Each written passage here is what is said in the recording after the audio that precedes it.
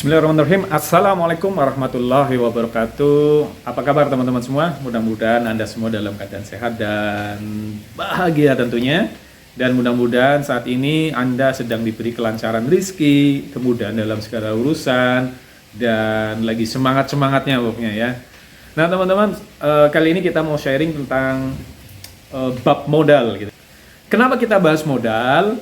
Karena kenyataannya banyak orang yang sudah punya keinginan untuk berbisnis, tapi dia mentok gara-gara tidak punya modal atau terkendala modal ya. Nah kali ini kita sharing, mudah-mudahan ini bisa menjadi solusi untuk Anda semua yang mungkin saat ini juga sedang mengalami itu. Sudah ingin start bisnis tetapi nggak mulai-mulai gara-gara kendalanya adalah modal. Nah biasanya orang-orang pada umumnya nih ketika dia mau bisnis dan dia sedang mempersiapkan modal, dari mana dia mendapatkan modal? Yang pertama, dia tentunya akan melihat tabungannya dulu. Dia punya duit berapa sih? Ya, dia punya uang berapa saat ini? Apakah cukup untuk modalnya atau tidak? Nah, itu yang pertama, dari tabungan atau uang yang dipegang atau uang yang dimiliki, berapa yang bisa dijadikan modal. Tapi kalau ternyata dia tidak punya uang atau dia punya tabungan, tapi ternyata dihitung itu nggak cukup nih, nggak cukup untuk modal bisnisnya. Atau dia sama sekali tidak punya tabungan, sementara dia harus menjalankan bisnis. Maka dia akan lari ke poin kedua. Ya, alternatif kedua apa? Dan ini paling banyak dilakukan oleh banyak orang. Poin kedua yaitu hutang. Ya, dia hutang bank atau hutang ke orang, ya, atau hutang ke lembaga keuangan dengan menjaminkan sertifikat, menjaminkan BPKB atau apapun untuk bisa mendapatkan modal dari lembaga keuangan atau dari bank tadi. Ya, dan ini tentu beresiko, ya, beresiko ketika Anda tidak bisa mengelola bisnis Anda atau bisnis Anda berjalan tidak sesuai dengan harapannya. Yang terjadi Anda punya hutang, ya, Anda stres karena dikejar-kejar hutang, Anda stres atau Anda harus bayar angsuran tiap bulannya, ya, dikejar-kejar debt collector kalau angsuran Anda macet, ya, dan seterusnya. Itu tentu menjadi tidak nyaman. Yang kedua beresiko. Atau Anda akan memilih poin yang ketiga, alternatif yang ketiga, yaitu mencari investor. Nah, sebenarnya di dunia ini mudah secara teori ketika ada orang yang punya ide, tidak punya modal, akan bertemu dengan orang yang punya modal, dia punya uang banyak, tapi nggak ngerti bisnis, dia bingung uangnya mau diputar untuk apa.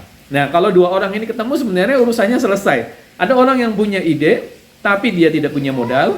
Ada orang yang punya duit banyak, nganggur, tapi nggak punya ide. Ketemu kolab selesai. Tetapi faktanya tidak semudah itu teman-teman. Kenyataannya tidak semudah ini. Yang punya ide ini harus betul-betul bisa meyakinkan orang yang punya duit.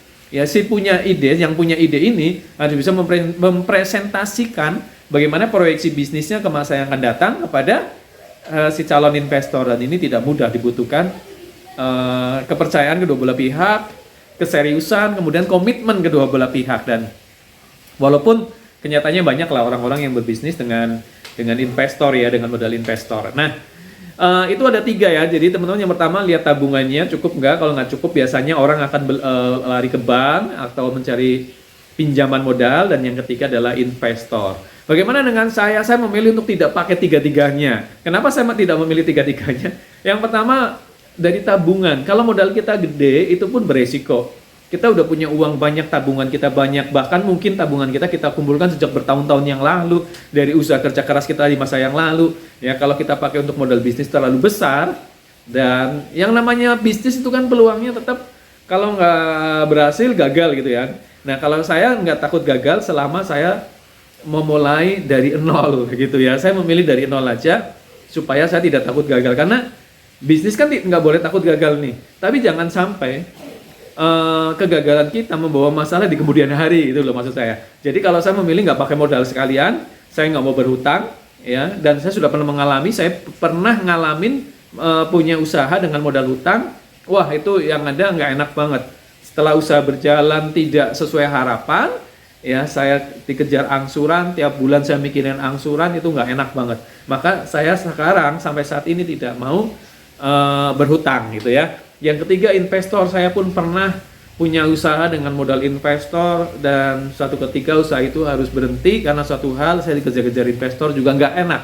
Maka saya sarankan nih kepada teman-teman, tidak usah lah pakai tiga-tiganya. Saya sekarang memilih tidak pakai tiga-tiga ini. Nah, terus bagaimana? Nah, mendingan alami, sistematis, berangkat dari nol, itu lebih asik teman-teman.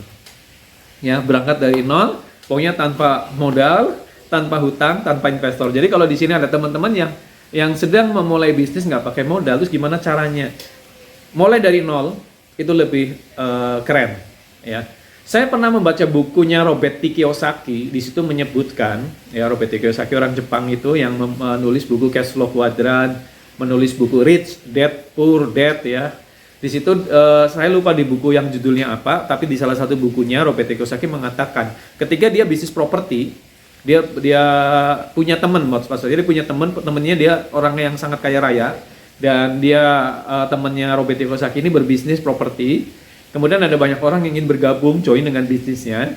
Ketika disebutkan angka modal yang harus dikeluarkan oleh orang yang ingin berpartner dengan temannya Robert T. Kiyosaki, kebanyakan orang mundur tidak punya duit dan disarankan oleh temannya, jika belum sampai ada modal, silakan menjadi distributor network marketing atau menjadi distributor asuransi atau marketing asuransi atau agent asuransi untuk bisa mendapatkan duit, baru nanti kembali lagi. Nah, di situ saya menangkap sebuah pesan, kalau kita nggak punya modal, jangan langsung maksain.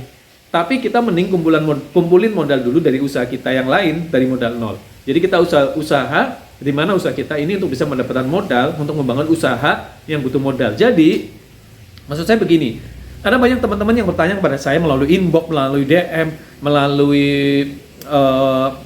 messenger, ya, atau melalui komen di YouTube. Dia punya ide usaha yang udah mau jalan, tapi dia terkendala modal. Dan menurut dia, tidak ada jalan-jalan yang lain, kecuali dia harus punya duit sebanyak yang dia inginkan untuk jadi modal bisnisnya. Nah, karena dia tidak punya duit, pikirannya hanya hutang-hutang. Saran saya jangan berhutang deh. Mendingan Anda mulai dari sesuatu yang bisa mendapatkan uang, dikumpulkan jadi modal. Tunda dulu bisnis Anda sekarang ikhtiar untuk bisa mendapatkan modal, tapi dengan cara dagang, dengan cara menjadi marketing atau apapun. Dan itu saya lakukan, teman-teman. Itu saya lakukan daripada saya harus berhutang, ya. Saat ini saya punya sebuah perusahaan, alhamdulillah udah 7 tahun lebih, dan bergerak di beberapa bidang, ya, dari kuliner, kemudian ada di herbal, dan ada di skincare. Itu semua dari modal nol. Bagaimana cara saya memulai? Saya pernah ulas di video di dalam YouTube ini di tahun berapa itu, ya. Intinya saya mulai dari makelar. Saya menjadi makelar, menjual produknya orang. Di situ saya mulai mendapatkan uang, saya kumpulkan untuk nanti modal awal.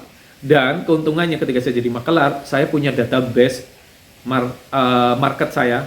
Dan database itulah yang akhirnya memudahkan saya untuk memasarkan produk-produk saya.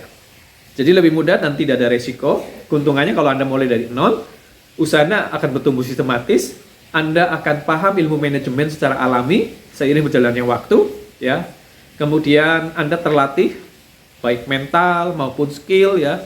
Tidak langsung Anda dipaksa untuk mengelola usaha dengan finansial yang besar, tapi mulai bertahap dari kecil dulu, dan asiknya tidak ada risiko.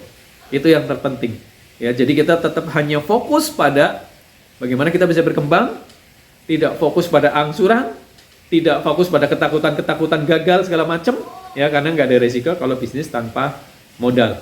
Jadi tips dari saya, kalau Anda saat ini punya ide bisnis dan Anda tidak punya modal uang, Anda tunda dulu bisnis Anda fokus cari uang dengan cara berdagang, jadi makelar seperti saya tadi, dropshipper atau apapun. Anda kumpulin duit Anda, sampai akhirnya Anda cukup uang itu untuk modal. Dan Anda tidak merasa beresiko, karena itu Anda kumpulkan uang dari usaha, bukan dari pinjaman. Ada satu contoh lagi sebagai penutup, mudah-mudahan ini akan membuka pola pikir Anda. Jika Anda tidak punya modal, jangan takut, siapapun bisa sukses. Saya punya teman yang saat itu bareng-bareng ikut seminar, di salah satu seminar, kemudian dia bercerita pengalamannya. Dia punya impian ingin menjadi seorang pemborong atau kontraktor. Dia ingin berbisnis di bidang properti, ya. Dia tidak punya modal. Kemudian saat itu asetnya hanya sebuah motor Supra yang udah lama, ya. Dia gunakan untuk berikhtiar. Yang dia lakukan, dia terus cari rumah-rumah dijual. Kemudian dia tawarkan sebagai makelar, ya. Ada rumah dijual, dia lobby ke pemilik rumahnya, dia katakan dia mau bantu jual. Sampai akhirnya deal-dealan, kemudian dia tawarkan lewat sosmednya, ya, lewat online, lewat sosmed, dia bikin WordPress, ya, kemudian dia tawarkan properti, dia pokoknya jadi calo, jadi maklar. Nah, kemudian suatu ketika dia dapat informasi ketika dia berkeliling dan ceritanya unik ya, dia pakai motor hujan-hujanan, sering pernah mengalami sampai jatuh ya, tapi itu berbuah manis. Suatu ketika teman saya ini ketemu nemukan informasi ada sebuah tanah yang luas yang dijual ya, sangat luas sekali. Kemudian dia deketi pemiliknya dan dia katakan, "Pak, saya mau bantu jual tanah Bapak." "Oh, silakan," dengan senang hati kata pemilik tanah itu, karena menurutnya ini tanah sudah lama tidak laku-laku. Teman saya dengan penuh semangat katakan, "Saya akan bantu jual tanah Bapak." Dia tanya kepada pemilik tanah itu, "Bapak menginginkan tanah ini terjual berapa?" "Saya ingin 3 miliar. Teman saya katakan, "Oke, deal. Saya akan bantu Bapak mendapatkan 3 miliar dari penjualan tanah ini, tapi Bapak tidak perlu tahu apa yang akan saya lakukan, yang penting tanah ini laku 3 miliar, saya bantu jual." Deal, oke. Nah, teman saya itu membuat coupling. Jadi tanah itu dikapling-kapling. Ya, dikapling-kapling kemudian dipasarkan. Ya, per coupling sekian, kemudian rezeki luar biasa mungkin karena jatuh bangunnya teman saya, ikhtiarnya teman saya. Allah mudahkan suatu ketika ada sebuah instansi yang dia beli sekian coupling dan itu sudah bisa menjual setengah dari luas tanah itu. Dan ketika dikapling-kapling, harga per couplingnya dikali 50% jumlah tanah itu sudah mendapatkan 3 miliar. Ya, dia setorkan kepada pemilik tanah ini, "Pak, 3 miliar. Kok cepat sekali?" "Iya, Pak, itu cara saya." Ya, yang penting Bapak sudah dapat uang hasil penjualan tanah Bapak 3 miliar. Teman saya untung besar karena dikapling-kapling, dijual per coupling itu dapat untung besar. Ya, sisanya lagi dia jual lagi per coupling, dia dapat untung sangat luar biasa. Dan hari ini teman saya ini sudah punya PT sendiri, sudah bisa membangun rumahnya sendiri dengan cara cash, dan kantornya ya 3 lantai. Dia tidak pakai Supra lagi, dia sekarang sudah pakai Fortuner, ya, kemana-mana sudah nyaman dan luar biasa, berangkat dari nol. Kalau banyak orang yang bisa seperti itu, saya yakin saat ini Anda bisa. Fokus pada solusi, jangan fokus pada masalah. Sukses untuk Anda. Assalamualaikum warahmatullahi wabarakatuh.